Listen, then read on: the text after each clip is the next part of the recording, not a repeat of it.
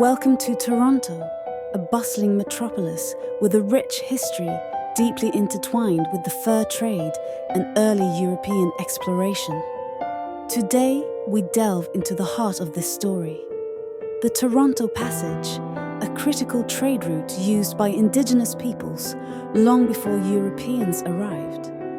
This passage, also known as the Toronto Carrying Place Trail, was essential in connecting Lake Ontario to the upper Great Lakes. Welcome to Toronto, a bustling metropolis with a rich history deeply intertwined with the fur trade and early European exploration. Today, we delve into the heart of this story. The Toronto Passage.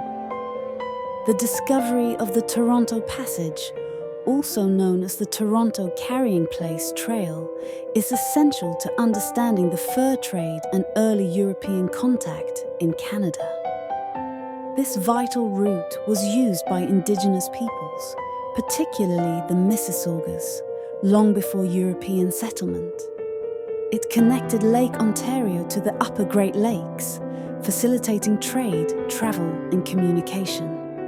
The Haudenosaunee, Iroquois, and other Indigenous groups transported goods like furs, food, and tools along this passage.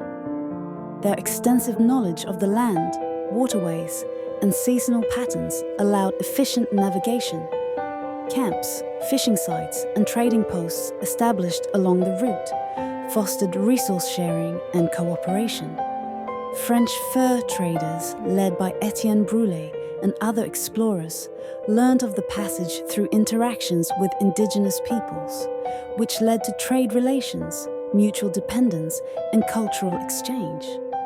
Recognizing its strategic importance, the French established Fort Rouillé, later Fort Toronto, near its southern terminus, strengthening their presence and facilitating fur trading activities.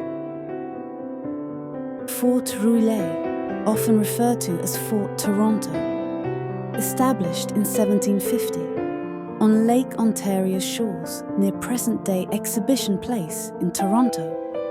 Ordered by Marquis de la Jonquière, the governor of New France, the fort aimed to consolidate French influence and counter British expansion.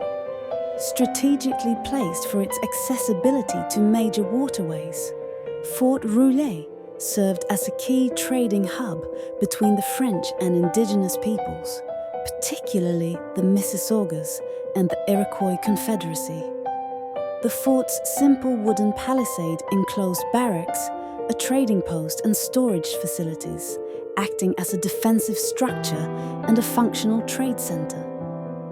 It facilitated the exchange of European goods for furs, fostering alliances with Indigenous groups, crucial for maintaining French influence.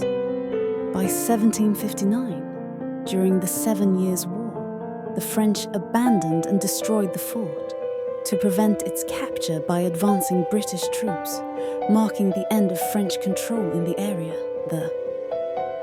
The Iroquois Confederacy, also known as the Haudenosaunee, played a significant role during this period.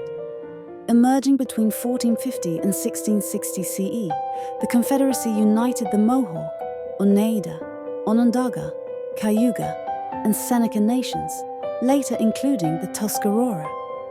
Their sophisticated political structure, known as the Grand Council, made decisions through consensus, influencing democratic principles in North America.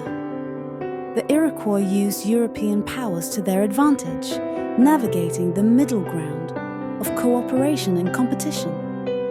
The fur trade began in the early 17th century, driven by European demand for beaver pelts. French explorers like Samuel de Champlain established early trading posts, forming alliances with Indigenous groups. Indigenous peoples were indispensable to the fur trade, serving as trappers, guides, and intermediaries. However, the fur trade was not without its challenges. Competition between the Hudson's Bay Company and the Northwest Company led to fierce rivalries and conflicts, exemplified by the Battle of Seven Oaks in 1816. Unethical practices and the spread of diseases also had devastating effects on indigenous populations. By the mid-19th century, the fur trade declined due to overhunting, changing fashions in Europe, and the rise of agricultural settlements, leading to significant economic and social shifts for indigenous peoples. Following the Treaty of Paris in 1763, British control over the region increased.